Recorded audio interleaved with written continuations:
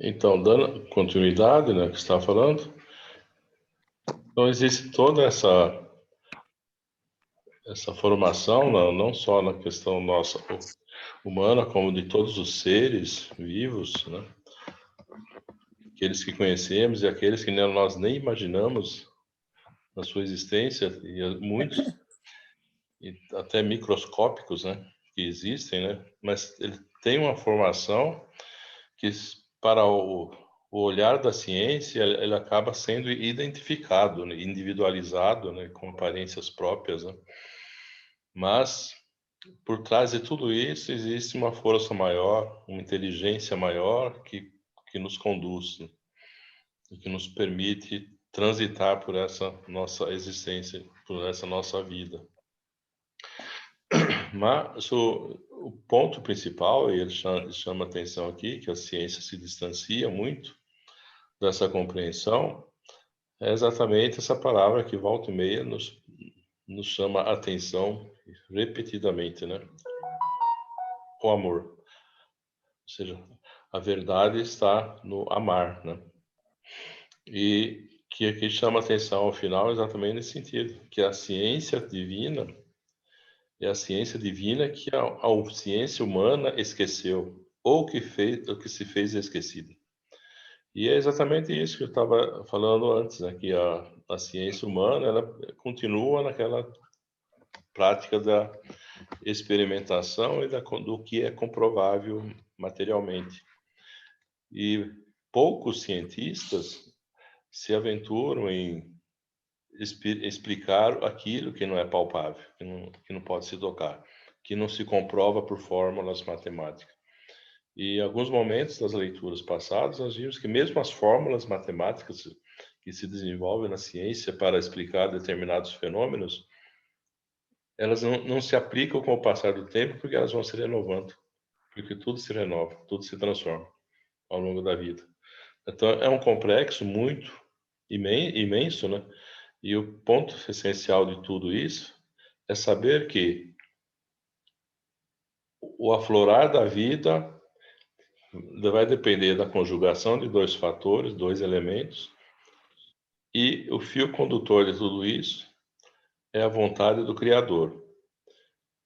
E que o impulsionar da vida e a compreensão sobre a sua existência está na compreensão dessa essência divina que se chama amor, né? Então, em linhas gerais, é mais ou menos nesse sentido que eu compreendi. E agora eu gostaria de ouvir a Eliane.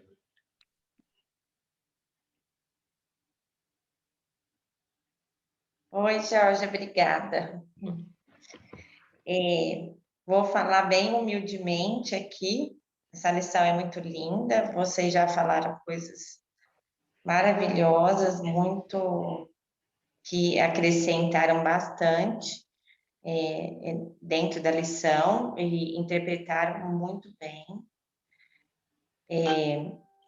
O que eu percebi é assim que tudo é muito justo, né? O Deus criou tudo com muita justiça, tanto na que a gente nada é por acaso, como vocês falaram, né? E não é aí à toa que nós nascemos desse pai, dessa mãe e temos essa vida, nada, tudo foi tudo bem pensado.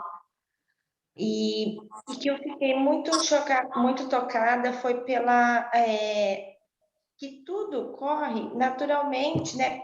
E pela vontade de Deus. Aí por trás de tudo isso é uma lei natural, uma lei natural que podemos falar lei da natureza, a natureza divina. E falamos da natureza natureza divina, que deve ser a mesma da natureza que nós conhecemos, né? A natureza que eu falo de plantas, de seres vivos e tudo. Mas nós, seres humanos, né? Talvez nós, por falta de informações de que a vida não acaba, desde Desde que nós temos a noção, né, essa busca pela continuidade, por nos manter vivos, por nos mantermos acima de todos, essa busca contra o que possa nos fazer mal. E eu acho que como vocês falaram, a gente se achar superior mesmo, né?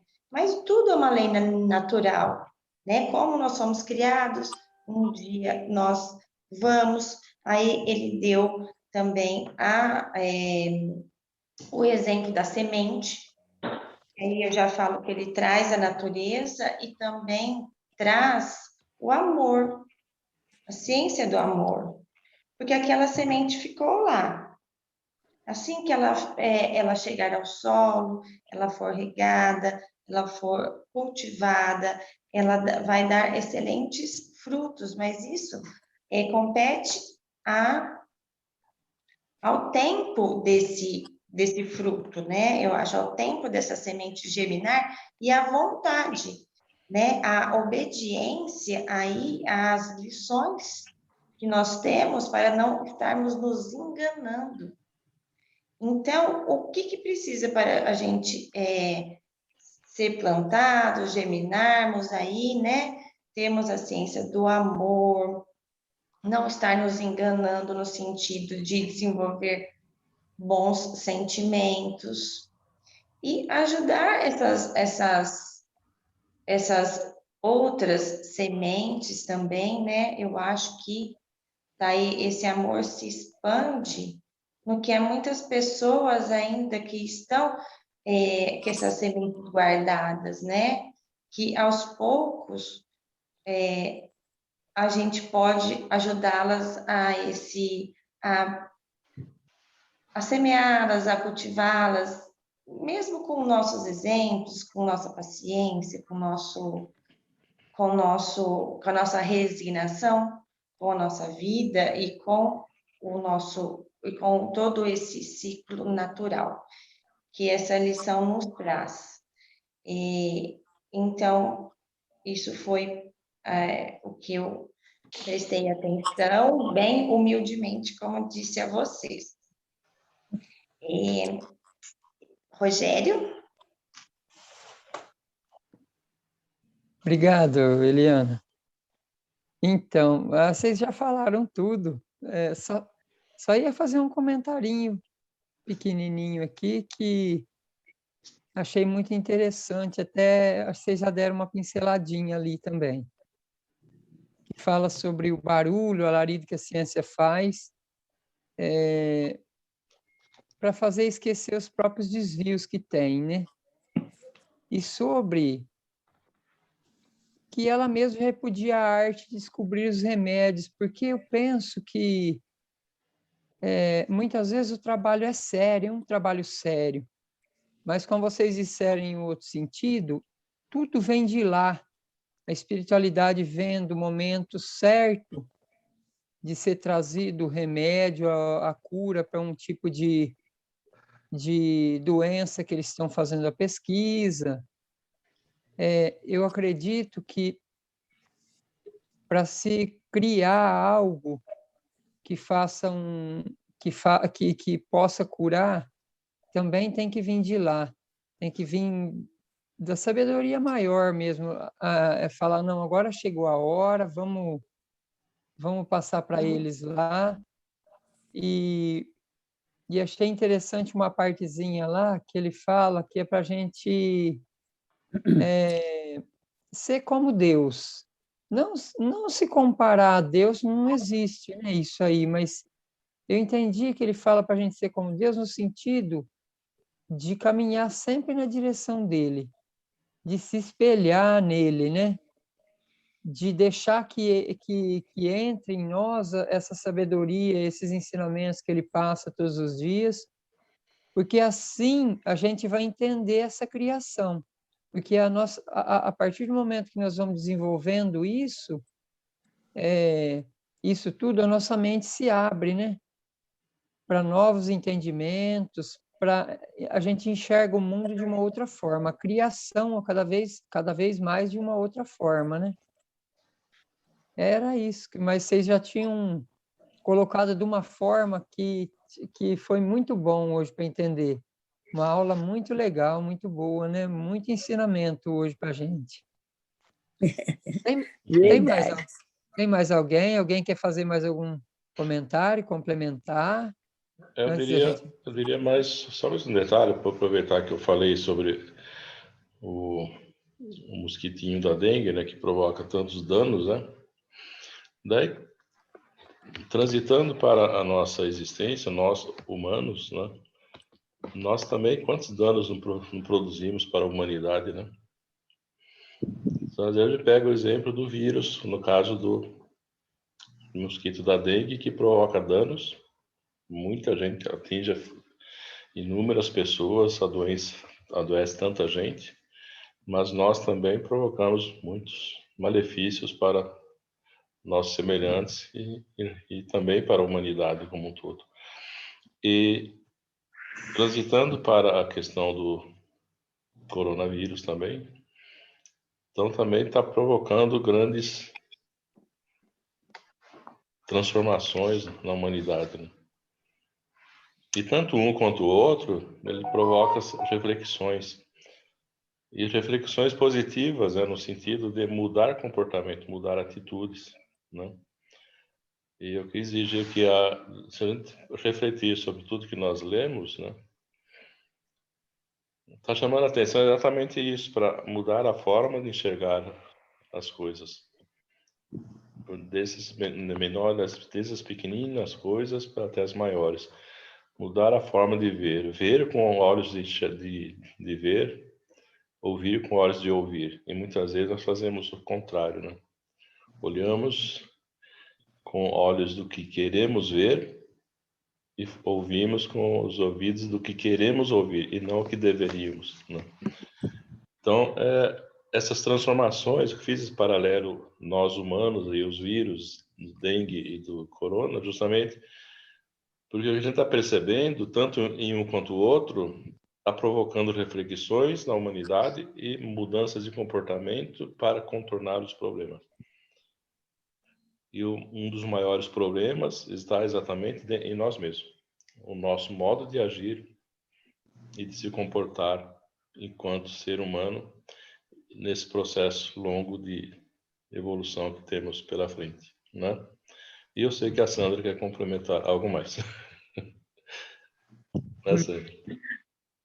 Eu queria, pegando um gancho nisso, nessa evolução no modo de pensar, há quem diga que os cientistas, porque a ciência está buscando respostas, né?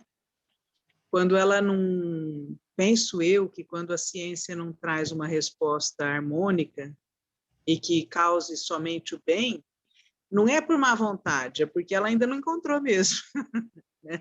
É verdade. Mas a ciência está buscando, né? Ela percebe que não conseguiu, que não atingiu, e ela busca incessantemente. E há quem diga que já descobriram a dimensão espiritual da vida, né? A prova de que a gente não se acaba com o corpo, que o corpo não esgota todas as possibilidades e que não é o fim, né? A gente não acaba com ele. Há quem diga que isso já foi descoberto e não foi ainda divulgado, porque a humanidade, de uma maneira geral, não está preparada ainda para aceitar, compreender e conviver de uma maneira equilibrada com essa verdade. De toda forma, se já foi descoberto isso ou não, o fato é que o momento histórico que a gente vive, essa descoberta está próxima. Se ela ainda não aconteceu, essa descoberta está próxima. E isso vai representar um grande salto na compreensão dos fatos, na compreensão do mundo que a gente vive, e penso eu na forma com que a gente vai tratar esse mundo para a gente interagir com ele de uma maneira positiva, porque a gente interage de uma maneira muito agressiva, mesmo não querendo.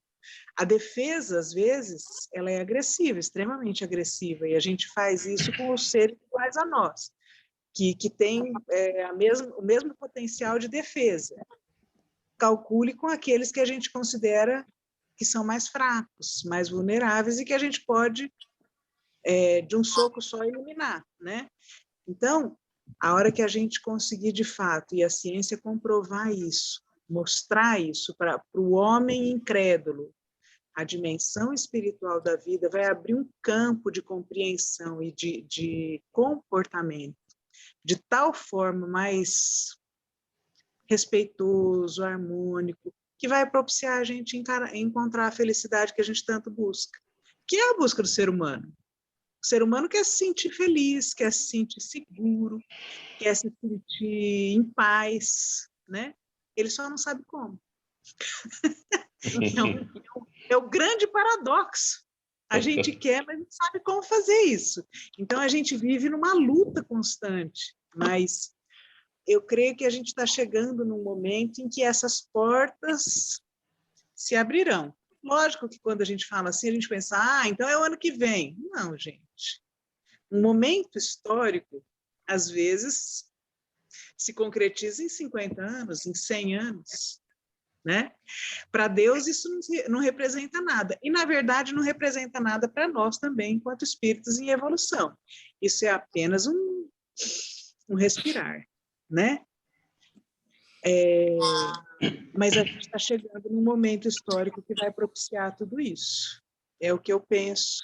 E que vai mudar todos os paradigmas com que a gente vive e deixar de lutar, né? A gente vai poder parar de lutar e talvez viver em colaboração, mudando tudo. E eu acho que o amor começa nessa colaboração, né? Quando a gente conseguir todos, integrar todos para uma colaboração mútua. Só isso. É isso aí, Sandro. E quando nós atingirmos esse estágio de evolução, nós vamos perceber que as respostas estão na simplicidade das coisas. Perfeito. Né? Que a gente sempre procura resposta no complexo, quando muitas vezes está na simplicidade, na ordem natural das coisas. Né? Isso mesmo, Jorge. Ô, Jorge, Oi? eu queria pedir, isso mesmo, eu queria pedir licença, porque quando eu fui ligar o meu microfone, eu sem querer desliguei a câmera.